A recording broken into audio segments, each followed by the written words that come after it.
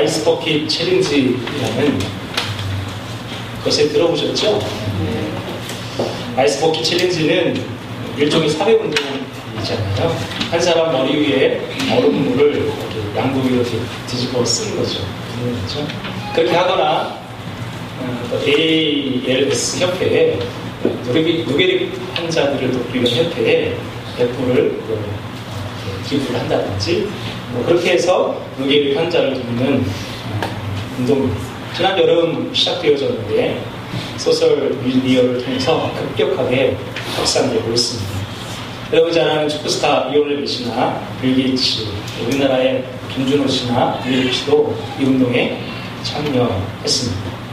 저는 이런 사회현상을 보면서 고통도 놀이로, 이벤트로도 승화가 될 수 있구나 하는 생각을 해보았습니다. 단순한 이벤트이지만 이를 통해서 함께 고통을 나눌 수 있는 법을 스스로 알아가고 있다라는 생각을 하게 되었습니다.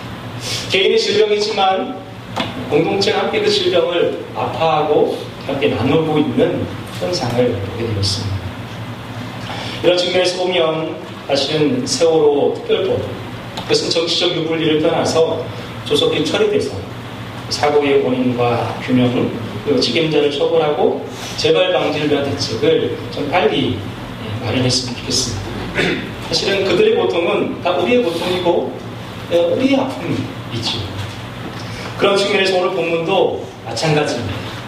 오늘 거라사 광인 이 사람 한 사람의 이야기는 한 사람의 이야기가 아니라 거라사 땅의 문제이고 오늘 한국교회의 문제이고 또 우리의 문제이기 때문에 그렇습니다. 한 사람의 문제가 우리의 문제이고 한 사람 안에 우리가 담겨져 있지요. 오늘 거라사 땅의 이 귀신 축출 사건은 사실 마가복음 1장 가버나움 회당에서 첫 번째로 이미 있었습니다. 두 번째 축사 사건으로 볼 수 있습니다. 그런데 이 1장과 5장의 이 축사 사건에 공통점이 한 세 가지 있어요. 첫 번째는 예수님께서 명하시고 예수님께서 꾸짖으셔서 귀신이 떠났다는 거죠.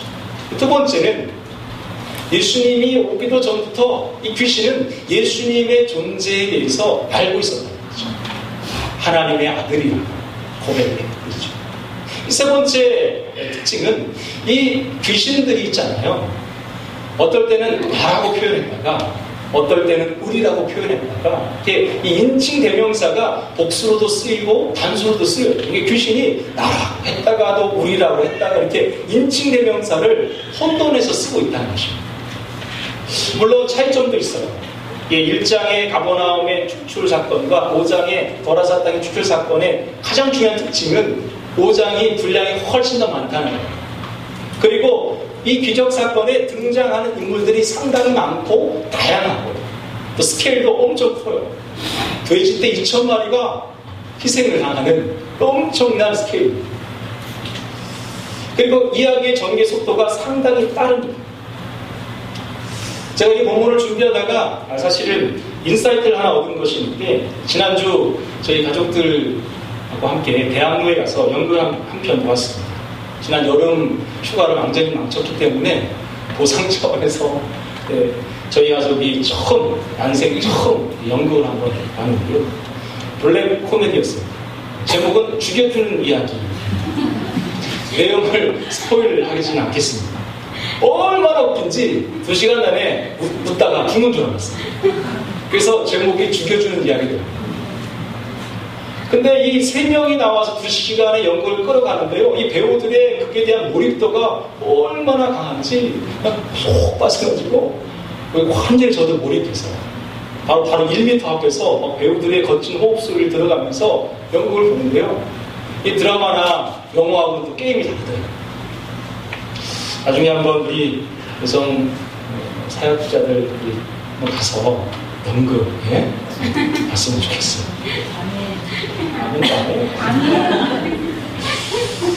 그런데요. 그 연극을 보면서 깨달은 거예요. 오늘 이 참 다양하고 또 스케일이 큰 이 기적 사건을 설교를 해야 되는데 어떻게 하면 좋을까 하다가 등장 인물들의 캐릭터를 따라서 그 움직임과 그들의 언어와 습관을 따라서 오늘 말씀을 전하면 좋겠다 했습니다. 그래서 오늘은 귀신과 또 귀신 들린 사람 이 두 캐릭터를 좀 접근해보고 다음 주에 또 거라사 사람들 예수님에 대해서 좀 살펴보면 좋을 것 같다 싶습니다. 오늘 먼저 더러운 귀신에 대해서 좀 말씀을 좀 나누었으면 좋겠습니다. 1절 말씀을 같이 읽어보면 좋겠습니다. 시작. 예수께서 바다 건너편 거라사 이래 지방에 이르라. 여러분 오늘 기적의 배경이 되는 도시는 거라사 땅. 그런데 여러분 평행본문이 마태복음에 있는데요. 마태복음에서는 가다라 지방이라고 표현이 있어요. 같은 기적 사건인데 지역 지명이 조금 달라요. 왜냐하면 마가복음이 먼저 쓰였는데 이 거라사 지역으로 보면 이 갈릴리 바다와 한 20-30km 좀 떨어져 있거든요. 그러다 보니까 이 돼지가 비탈기로 떨어져 몰살했다는 이야기가 성립이 잘 안 돼요. 돼지가 20km를 뛰어가야 되거든요. 그래서 지명에 오류가 있는 것처럼 느껴져서 마태복음은 가다라 지방, 바로 이제 갈릴리 바다 근처에 있는 조그만 도시거든요. 거라사 큰 지역 안에 조그만 소도시인 가다라로 표현한 것 같습니다.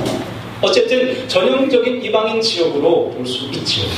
2절 말씀도 이어서 한번 읽어볼까요? 시작. 배에서 나오심에 곧 더러운 귀신 들린 사람이 사이에서 나와 예수를 만납니다.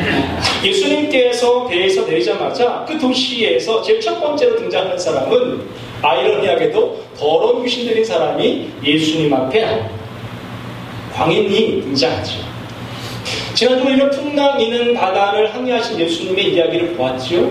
예수님은 바로 이 거라사 지역의 이 광인을 만나러 오시기 위해 그 풍랑이는 바다를 항해하신 것처럼 보여집니다. 준비됐듯이 바로 튀어나오잖아요. 근데 여기 보면 이 귀신이라는 단어가 등장하잖아요. 이 헬라어로 푸뉴마티라고 있는데 이 푸뉴마티는 상당히 광의적인 의미로 쓰여져요. 물론 귀신으로 쓰여지기도 하지만 영, 혹은 성령, 기운, 바람으로도 번역할 수 있는 단어입니다. 근데 거기 앞에 더러운이 붙었어요. 이 더러운이라는 아카다르토라는 말은 더럽다, 혹은 불순하다, 불결하다 이런 표현도 있지만 좀 더 성경적인 의미는 부정하다라는 의미가 훨씬 더 강합니다. 그리고 오늘 더러운 귀신 들리는 자를 그래서 이렇게 해석해서 번역해보면 직역을 하면 더러운 영 안에 있는 사람으로 번역할 수 있습니다. 여러분 귀신 들렸다 이 표현은 무슨 뜻일까요? 여러분 귀신 들려보시는 분 있으세요? 우리는 경험을 못해서 잘 몰라요. 그런데 마가나 성경이 오늘 우리에게 알려주고 있는 귀신 들림은 다른 의미가 아니라 바로 귀신과 내가 상호 내재성으로 묶여있는 상태. 이런 표현이 어디에 나오냐면 요한복음 11장에 보면 아버지가 내 안에, 내가 아버지 안에. 이런 상호 내재적인 표현이 귀신 들렸다의 표현에게도 적용되는 거죠. 다시 말해서 내가 귀신 안에 있고 또 귀신이 또 내 안에 있을 수도 있는 거죠. 그래서 이것을 정리하면 귀신 들렸다라는 말은 귀신의 지배를 받고 있다라고 정의할 수 있습니다. 자, 그런데 오늘 마가가 참 재미있는 표현을 하는데 귀신은 귀신인데 그 앞에 하나 뭐가 붙었어요. 뭐죠? 더러운 귀신이다. 아니 귀신은 귀신이지 무슨 더러워 이게. 그럼 저는 뭐 옛날에 그 드라큘라 영화 미친 귀 피를 흘리고 그래서 더러운가? 그렇지 않아요. 마가복음 안에서 더러운 귀신을 어떻게 정리하냐면 마가복음 7장 20절부터 23절 한번 찾아보시면 좋겠습니다. 마가복음 7장 20절부터 23절입니다. 하셨으면 읽겠습니다. 시작. 또 이르시되 사람의 입에서 나오는 그것이 사람을 더럽게 합니다. 속에 곧 사람의 마음에서 나오는 것은 악한 생각과 곧 음란과 도둑질과 살인과 간음과 탐욕과 악독과 속임과 음탕과 질투와 비방과 교만과 오명이 이 모든 악한 것이 다 속에서 나와 사람을 더럽게 합니다. 그럼 이게 무슨 말이에요? 마가복음 안에서의 더러움은 어디에 있냐면 우리 안에 있다는 거예요. 우리 안에 탐욕과 음란과 거짓이 우리 안에 이미 있다는 거예요. 근데 그것이 우리 몸으로 밖으로 나와서 그런 행위를 하면서 또 우리를 어떻게 하는 거예요? 더럽히는 거죠. 마치 마치 로마서 7장 17절에 바울의 고백처럼 이제는 이것을 행하는 자가 내가 아니요 내 속에 거하는 죄니라. 마치 내 속에 있는 죄가 나를 죄짓게 하고 내 속에 있는 더러움이 나를 더럽게 하듯이 바로 오늘 더러운 귀신은 바로 그렇게 더럽고 죄 가운데 있는 인생들 속에 들어와 귀신의 영향을 받기도 하고 또 귀신의 지배를 받기도 하는 사람, 그 사람을 더러운 귀신 들인 자라고 말하는 거죠.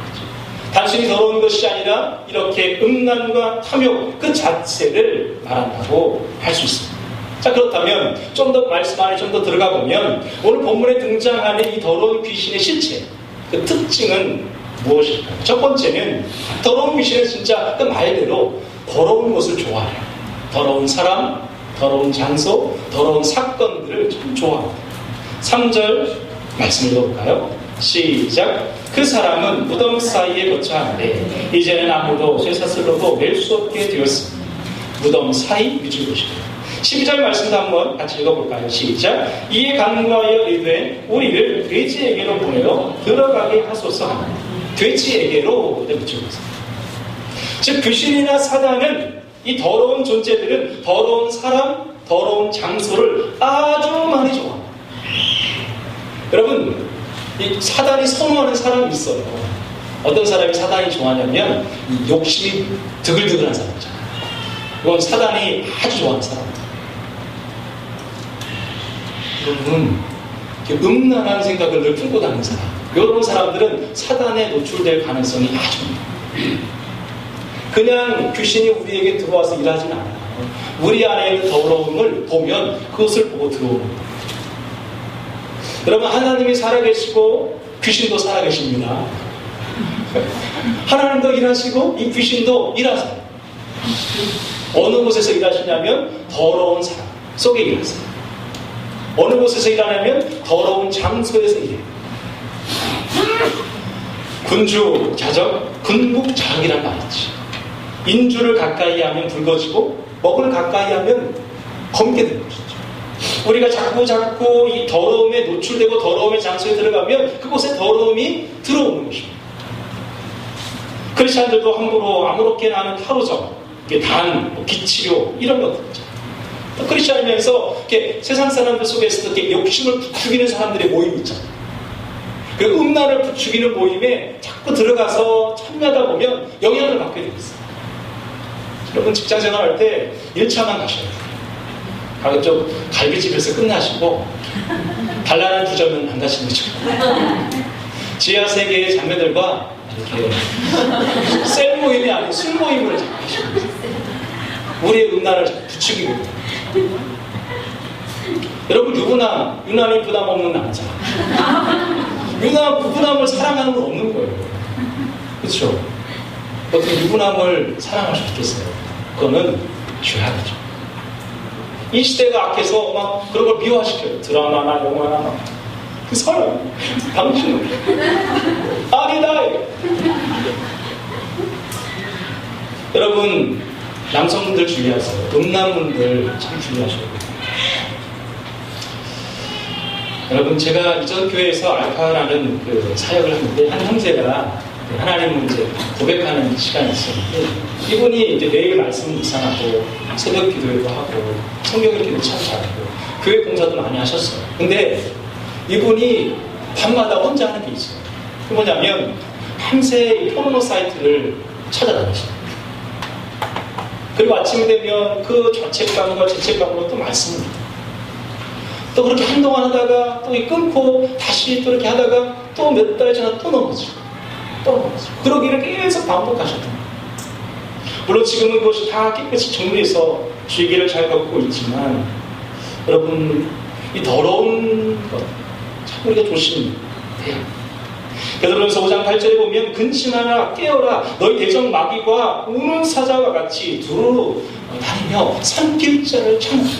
여러분, 베드로 사도는요 이 귀신과 사단을 뭐라고 표현했냐면 배고픈 사람이라고 표현해요. 배고픈 존재로 표현했다는 거예요.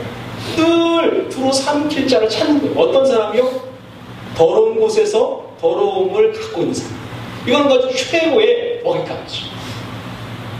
여러분, 외부적인 환경뿐 아니라 우리 내부도 늘 거룩하게 유지해야 돼요. 그래서 오늘 본문에 특별히 아까 읽었던 베드로서 5장 8절에 보면 근신하라 이렇게 되어 있잖아요. 이 근신하라는 깨어라 이런 말. 다른 서신서에 보면 깨어나라는 말은 기도해라 이런 말. 그럼 기도해야 이 사단의 음성에서 자유로우셨어요. 귀신이 주로 쓰는 음성이 어떤 말이에요? 이번 한 번. 요거는 다 귀신의 음성이에요. 이번 한 번. 이 정도면 되겠지. 요거요, 다 사단적인 말. 그럼 기도해야 그걸 깨달을 수가 있는 거예요. 그래야 그걸 끊을 수가 있어요. 이번 한 번만은요, 성령의 음성이에요. 그것은 더러운 소리며 자기가 합리화하는 소리예요. 분별하셔요. 어떻게 분별해요? 기도해야 분별하셨어요. 두 번째, 오늘 더러운 귀신의 특징은 아주 잔인하다는 거죠. 5절 말씀 한번 읽어볼까요? 5절 말씀 시작. 밤낮 무덤 사이에서나 산에서나 늘 소리를 지르며 돌로 자기의 몸을 해치고 있더라. 9절 말씀 읽어보겠습니다. 시작. 이에 물으시되 내 이름이 무엇이냐 이르되 내 이름은 군대니 우리가 많음이니라. 13절 읽어볼까요? 시작. 허락하신데 더러운 귀신이 나와 돼지에게로 들어가며 거의 2천만여 되는 돼지떼가 바다를 향하여 득탈로 내리다가 바다에서 몰살하더라.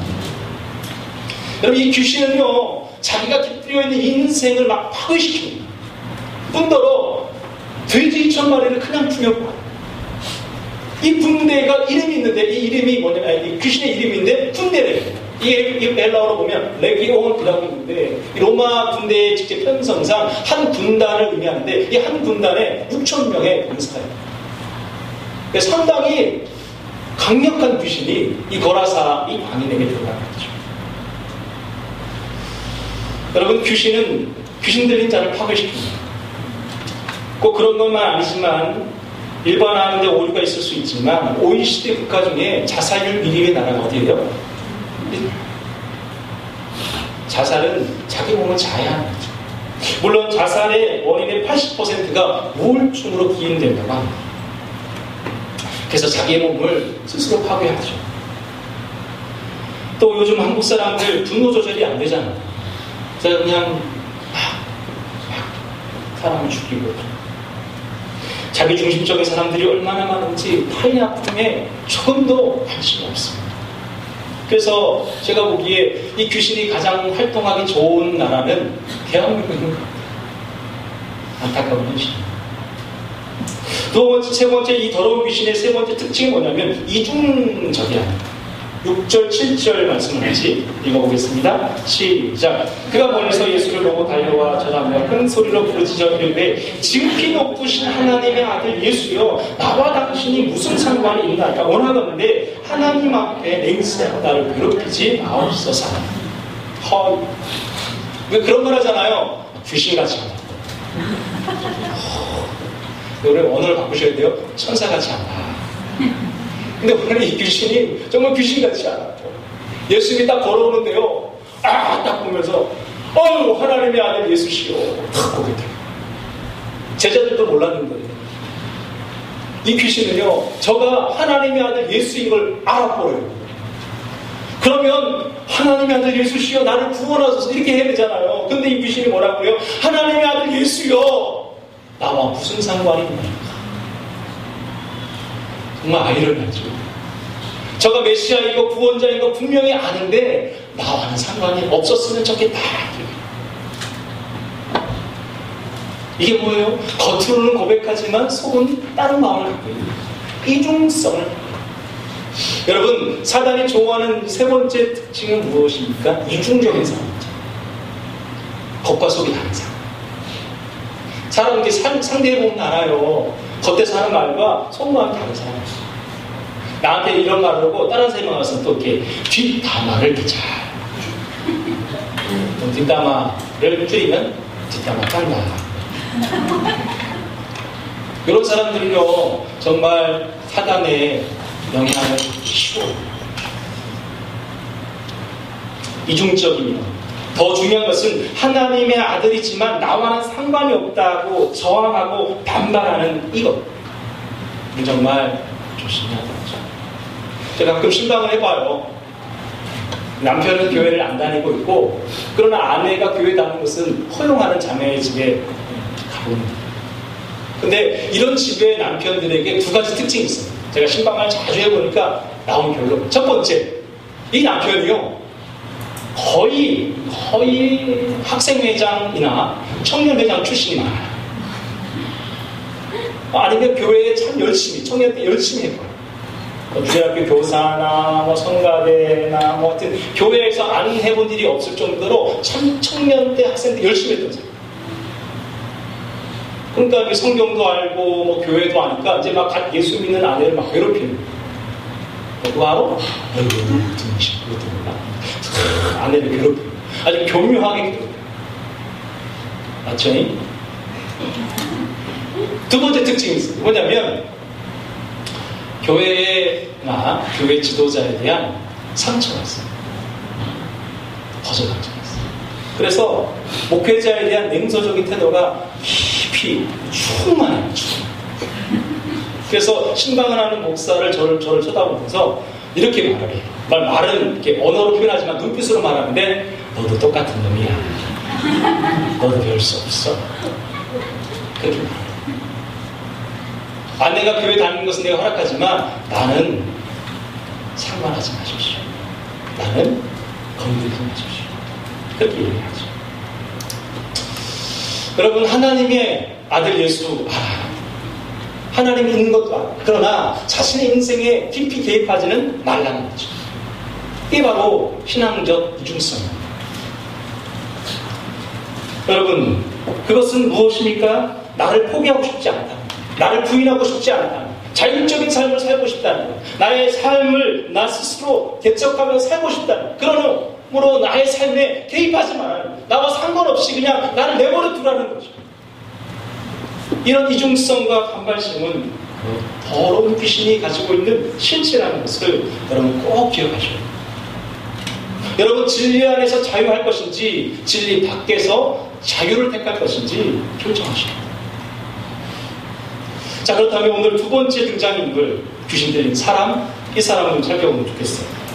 오늘 귀신 들린 사람은 세 가지 영역에서 철저한 파괴를 경험하고, 그리고 세 가지 영역에서 철저한 회복을 경험합니다. 첫 번째는 영적인 영역이에요. 2절 말씀을 다시 읽어보겠습니다. 시작. 배에서 나오심에 곧 더러운 귀신 들린 사람이 무덤 사이에서 나와 예수를 만납니다. 여러분, 더러운 귀신 들렸다. 이 말을 아까도 말씀드렸지만 귀신의 똥치를 갖고 있다. 그러니까 다시 얘기하면 영적으로 암흑 상태이다. 영적으로 파괴되고 단절된 상태다 라고 할 수 있습니다. 여러분 주변의 사람들 중에 누가 가장 불쌍하고 불행해 보이는가요? 저요. 물론 맞습니다. 여러분, 돈이 없는 거, 질병이 들고 높은 데 이르지 못해서 불행하거나 불쌍하지는 않은 것 같아요.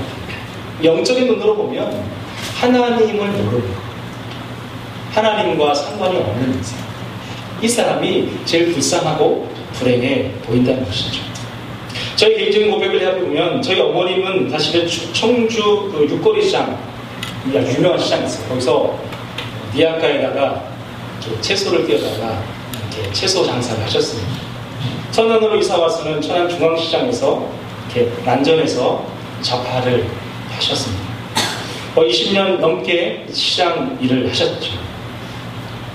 그래서 주일 날이 되면 일주일에 한 번씩 시장 대청소가 되면 제가 가서 청소합니다. 저녁 때가 되면 장 이렇게 덮어야 되는데, 포장을 덮어야 되는데 그 일도 제 몫이었습니다. 저는 한 번도 저희 집이 가난해서 불행하거나 불쌍하다고 느껴본 적이 한 번도 없어요. 저희 어머님께 헌신하고 일을 하셨지만 한 번도 불안하다고 말하신 적이 없어요. 근데 제가 고등학교 1학년 때 이제 강화도 만이산 기도원에서 하나님을 인격적으로 만났어요. 그리고 나서 하나님을 만나고 보니까 우리 집이 진짜 불쌍하더라고요. 저 혼자 예수를 믿는 영적인 눈으로 보니까 다 이게 불쌍해 보여요. 그래서 엄마가 너무 불쌍해요.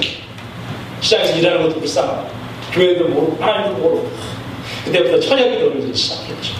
10시부터 시작한 철야 기도는 보통 1시 반, 2시가 되어 끝났어요. 고등학교 1학년 시작되어진 여름에서 시작된 철야 기도는 고등학교 2학년 여름까지 1년을 뽑아 기도했습니다. 물이 잠겨서 담을 넘다가 주인집 된장 항아리를 깨기도 하고 뒤지게 얻어맞기도 하면서 기도했습니다. 엄마가 그랬습니다. 근데 1년 만에 어머님이 교회 나오셨어요. 1년 위에 세례를 받으시고 지금은 작은 교회의 본사입니다. 주의를 잘 받고 있습니다. 물론 당뇨 합병증이 있어 계속 괴롭히고 있어. 그러나 세상에서 가장 행복한 여자가 저는 저희 엄마라고 생각해요. 왜냐하면 하나님의 자녀입니다. 그리고 자신의 아들이 목회길을 걷는 것에 대해서 얼마나 자부심을 갖고 있는지 성도들이 늘어난다니까 자기가 더 기뻐하시고 있습니다. 그럼 18절, 그런데 이 사람이요, 이 불쌍한 사람이 18절에 예수님을 만났습니다. 그런데 어떻게 변했냐면 18절 한번 읽어보면 좋을까요? 읽겠습니다. 시작. 예수께서 배려 오실 때에 귀신 들린 사람이 함께 있기를 간구하였습니다. 이 귀신 들린 사람이 예수님과 함께 있기를 간구했다는 이 놀라운 고백을 하고 있습니다. 여러분, 함께 있다는 말은 세번역 성경에서는 함께 가기를, 공동 번역 성경에서는 따라다니게 하시기를 이렇게 번역해놨습니다. 다시 말해서 귀신의 통치와 귀신의 지배를 받던 이 사람이요, 예수님을 만나고 예수님의 직접 통치와 예수님의 직접 지배를 받기를 원하고 있다는 거죠. 그래서 무엇을 말해요? 영적인 영역이 완전히 회복된 것이죠. 아멘? 그럼 이게 중요한 거예요. 단순한 감사의 고백의 차원을 넘는 거예요. 예수님 당신을 따르고 싶다. 예수님과 함께하고 싶고 예수님과 따르고 싶어진 이 마음이 드는 것은 바로 영의 영역이 회복된 줄로 믿습니다. 내가 영적으로 온전한지 아닌지는 여러분 자가점검이 되고 말씀 읽기와 기도가 행복하고 기다려지고 주일 예배가 기다려지면 살아있고 아이고 또 주일이야 이러면 죽은 거예요. 두 번째, 이 강의는요, 혼적인 영역의 파괴와 회복이 있습니다. 3절 말씀을 읽어보겠습니다. 시작. 그 사람은 무덤 사이에 거쳐 이제는 아무도 쇠사슬로도 낼 수 없게 되었습니다. 사실 무덤 사이라는 말보다는 무덤 안에가 훨씬 더 좋은 번역입니다. 왜냐하면 그 유대인들은 땅에다가 이제 파서 이렇게 관을 묻는 것이 아니라 산에, 이 석회암 재질의 산에 구멍을 내가지고 불을 만들어서 거기다 이렇게 넣거든요. 그러니까 무덤 안에 살았다, 이 표현이 훨씬 정확합니다. 자, 그런데요, 여기 무덤에 살았다 이 표현은 무슨 말일까요? 무덤에 살았지 무슨 표현이야? 그럴 수 있는데 여러분 잘 보세요. 무덤은요, 사람들이 사는 장소에서 제일 먼 곳에 있어요. 그렇죠? 물리적으로 먼 곳에 있어요. 다시 말해서 이 무덤에 있는 이 광희는 가족으로부터, 친구들로부터, 이웃으로부터, 공동체로부터 제일 먼 곳에 살았더라 똑같은 거죠. 이 말을 오늘 우리 언어로 표현하면 외로운 사람이다. 혼적인 영역은 바로 우리의 지적의, 이 정서적인 면이잖아요. 이 사람은 외로움을 타고 있다. 여러분 귀신 들린 적 있으세요? 없으시죠? 귀신 들린 사람이요, 계속 24시간 귀신 들려 있지 않아요. 어느 순간에는 정신이 돌아올 때가 있습니다. 근데 제 정신이 돌아오면 주변에 사람이 없는 거예요. 그러니까 계속 악순환이 되는 거죠. 여러분, 우리나라에 군대에 관심병사 제도가 있다는 걸 들어보셨죠? 신체 검사를 통과했지만 정서적으로 또 외부적인 이유로 지속적으로 관찰하고 관심을 기울여야 되는 병사를 말합니다. 관심병사에 어떤 사람이 들어가나 제가 이렇게 찾아봤더니 간염 환자, 바이러스성 질환이 있는 사람, 아토피 환자도 그 안에 들어가고, 또 다한증, 땀이 나는 병사 있잖아요. 이런 병사도 들어가고요. 제일 중요한 게 입대했는데 여자친구가 콧모신을 거꾸로 신고 계세요. 이런 병사도 관심병사에 들어가고 탈염 할 수 있습니다. 제일 중요한 거, 부모가 이혼하거나 입대 중에 사망하는 가정, 그런 경우에도 관심병사에 해당합니다. 또 행정병으로 또 이렇게 업무로 스트레스를 받는 병사들, 또 억지로 입대한 병사들, 지원한 병과에 배치가 되지 않아 힘들어하는 병사도 관심병사가 될 수 있다는 거죠. 근데 이 관심병사 제도가 왜 만들어졌냐면 군대에서 지휘관이나 옆에서 조금만 이렇게 도와주고 관심을 기울여주면 군 생활을 잘 마칠 수 있도록 하기 위해서 이 제도를 만들었다는 거예요. 여러분, 이 사람에게 사실은 제일 중요한 것은 이 광인에게 필요한 것은 관심과 사랑이었죠. 근데 오늘 이 사람이 예수님을 만났어요. 그리고 15절에 이렇게 고백을 합니다. 이렇게 한번 읽어볼까요? 15절 시작. 예수께서 이르러 그 귀신 들렸던 자 곤대 귀신 들렸던 자가 옷을 입고 정신이 온전하여 앉을 수 있고 정신이 온전하여지고 좀 다르세요. 여기 여러분 정신이 온전해졌다 이 말은 소프레이조라고 헬라어로 있는데요. 건강한 마음과 건강한 자각과 건강한 판단을 하게 되었다라는 뜻입니다. 즉 이 사람은 예수님을 만나고 이 혼적인 영역, 즉 지정의의 완전한 회복을 경험했다. 그리고 그가 가장 염원하고 있었던 19절부터 20절에 자신의 집으로 그 사회로 도시로 돌아갔다라고 표현되어 있습니다. 재밌어요. 참 중요해요. 온전한 회복이에요. 여러분, 요즘에 매 많은 남편들이 의외로 많답니다. 30대 남자들이 왜 아내에게 매를 만나 했더니 밤새 술 처먹고 와가지고 해장국 끓여달라고. 40대 남편이 이제 아내에게 매를 맞는데 왜 맞냐면 오랜만에 이 아내가 등청에 갔는데 언제 올 거냐고 전화가 한 대 왔어요. 50대 남편들이 이제 아내에게 매를 맞는데 왜 만나 했더니 열심히 그 장본인가 도본인가 계속 보고 있는데 스포츠 본다고 리모컨 걸고 있었어요. 60대 남편이 아내한테 매를 맞는 거예요. 60대 남편이 제일 웃겨요. 왜냐면 왜 맞냐면 쳐다봤다. 70대 남편은 좀 비참한데요. 아침에 눈 떴다.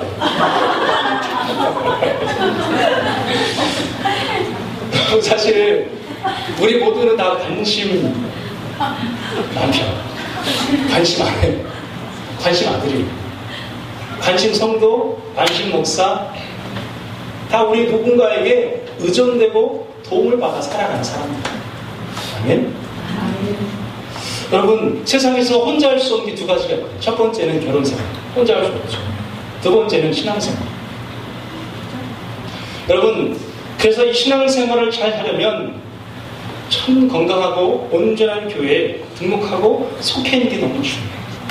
여러분, 건강한 교회, 어떤 교회는 건강한 교회냐면 내가 스며들 수 있는 공동체가 건강한 교회예요.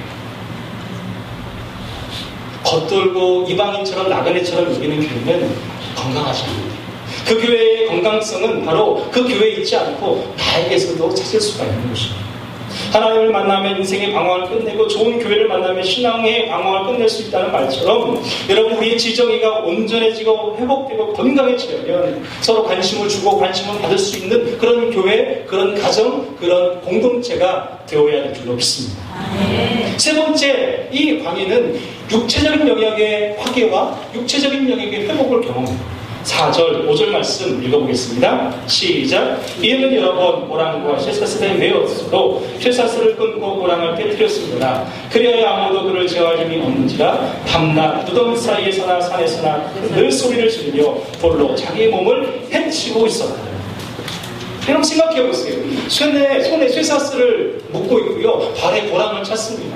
이거 끊어요. 그러면 당연히 손에 다리에 피고름이 그치겠죠. 자기 몸을 해야 되니까 옷은 다 찢어졌고 자기 몸을 자야겠죠. 이의 육체는 점점점 파괴되고 점점점 메말라요. 하나님의 형상을 입은 이 광희는 점점점 그 육체가 죽어지고 있는 것이죠. 그런데 이 사람이 예수님을 만났어요. 15절 말씀 한번 같이 다시 한번 읽어보겠습니다. 시작. 예수께 이르러 그 귀신 들렸던 자, 곧 군대 귀신 들렸던 자가 옷을 입고 정신이 온자며 앉은 것을 보고 들으며 밑을 보세요. 옷을 입고 밑을 보시고 앉은 것 밑을 보세요. 여러분, 오늘 이 광희는요, 옷을 다시 주섬주섬 챙겨서 입습니다. 그리고 예수님 앞에 앉아있어요. 앉았다는 말은 이렇게 육체적인 영역의 조절이 일어나고 옷을 입었다는 것은 육체적으로 자신의 수준이 강했고, 이 얘기는 다시 말해서 건강하여졌다라는 말이죠. 여러분, 제가 치유기도에 대한 관심이 많아서 치유기도에 관한 책들을 참 많이 읽고 또 사역도 실제로 했습니다. 근데 손기철 장로님의 책을 제가 보면서 깜짝 놀랐어요. 뭐냐면 이 이제 손기철 장로님이 치유 사역을 많이 하시잖아요. 근데 치유기도만 할 뿐 아니라 치유기도에서 낫게 하는 것보다 병에 안 들게 하는 게 더 중요하잖아요. 병든 사람 고치는 것보다 병 안 들게 하는 게 더 중요한 거예요. 아멘? 그래서 여러분, 병 들고 기도받으러 다니지 마시고 오늘 제 얘기를 잘 들으세요. 병 고치는 목사보다 병 안 들게 하는 목사가 더 권능 있는 목사님이 있습니다. 첫 번째요, 직접적인 질병의 원인인데 뭐냐면 과음, 과식. 이게 직접적인 거예요. 그건 뭐냐면 손기철 장로님의 논리에 의하면 하나님 앞에 죄를 짓는 거예요. 즉 우리에게 주신 이 육체를 함부로 미친 듯이 일하고 미친 듯이 먹고 막 미친 듯이 그래요. 뭐예요? 자기의 몸을 함부로 하는 거죠. 우리 몸은 우리의 것이 아니라 하나님이 주신 거잖아요. 그런 거로 과로하시거나 과음하시거나 과식하시거나. 두 번째, 즉 간접적인 요인인데요. 바로 우리 마음의 병을 말하는데 바로 분노와 스트레스와 요인이죠. 즉 우리 마음에 용서치 않은 마음, 악한 마음을 품고 살아갈 때 그것은 스트레스가 되고 그것은 우울증이 되고 그것은 분노로 표출되어서 우리 마음에 화병이 되어집니다. 세 번째는요, 환경적인 요인입니다. 인간의 탐욕으로 망가뜨리는 환경의 도발, 그로 인해서 오는 질병이라고 하는 것이죠. 자, 성도 여러분, 정말 우리가 하나님 안에서 회복되었고 그 회복을 유지한다면 우리의 육체를 잘 관리하셔야 돼요. 아멘? 아멘. 건강한 육체 안에 건강한 정신이 깃들듯이 바로 건강이 영성이에요. 선배 목사님 그러시더라고요. 야, 목사가 담임 목사에게서 영성은 뭔 줄 아냐? 체력이 나왔죠. 아멘. 아멘. 몸이 아파보세요. 아무것도. 우리 몸이요, 우리의 마음과 우리의 영혼을 담는 그릇입니다. 그릇이 깨어지면 아무것도 할 수 없는 거죠. 말씀을 마무리하겠습니다. 오늘 우리는 더러운 귀신 실체와 더러운 귀신 들린 광인을 보았습니다. 더러운 귀신의 실체는 더럽고 잔인하고 이중적이었습니다. 그리고 이 더러운 귀신에 들린 사람은 영과 혼과 육이 완전히 파괴되었습니다. 그러나 이 사람이 예수님을 만나자 그의 영과 혼과 육은 완전한 회복을 보았습니다. 그래서 그는 예수 그리스도의 제자가 되겠노라고 결정하고 있죠. 즉 더러운 귀신 들렸던 이 광인이 예수에게 미친 예수의 광인이 되었다는 것입니다. 아멘. 아멘. 아멘. 그래서 오늘 설교 제목이 광인들의 공동체. 그럼 교회는 어떤 교회입니까? 예수에게 미친 사람들의 공동체가 교회인 줄로 믿습니다. 아멘. 이 중요한 사실입니다. 그런 말 있죠? 미쳐야 미친다. 여러분, 예수에 미쳐야 예수님에게 이룰 수 있는 줄로 믿습니다. 아멘. 미쳐야 살듯이 미쳐야 미치게 되고 있습니다. 예수님에게 미쳐야 예수님께 이룰 수 있고 예수를 닮을 수 있고 예수의 몸을 자라가게 할 수 있고, 그리고 그렇게 예수에게 미친 사람이 오늘 19절 20절의 말씀처럼 대가 원리에 들어가서 예수에 관한 복음을 선포하고 증거할 수 있는 거죠. 예수에게 미친 사람이 있어야 될 자리는 바로 가정과 직장과 서인 줄로 믿습니다. 아멘. 저는 말씀 준비하면서 하나 저 안에 적용한 게 있어요. 뭐냐면 제가 성도를 바라볼 때 믿음의 눈으로 바라보잖아요. 객관적인 사실과 합리적인 사실로 지금의 모습으로 평가하지만 비록 부족하고 무언가에 미쳐 있을지라도 예수에게 미칠 가능성이 있는 사람으로 바라보자. 하나님의 눈으로 가능성을 보는 거죠. 여러분, 예수님 이분 참 탁월하시고 아름다운 분이시다. 이 한 사람 찾으러 풍랑이는 바다를 건너시죠. 포기하지 않았어요. 사랑하는 성도 여러분, 믿음의 눈으로 내 안에 바라보니까 남편 바라보기가, 자녀 바라보기가 힘드십니까? 아직 하나님이 그를 포기하지 않으셨어요. 세상에 미쳐 사는 그가 예수에게 미쳐 사는 사람이 되어질 줄로 믿으시고 불쌍히 여기는 마음 한 주간 살아가시고 주의 이름으로 축원합니다. 기도하겠습니다.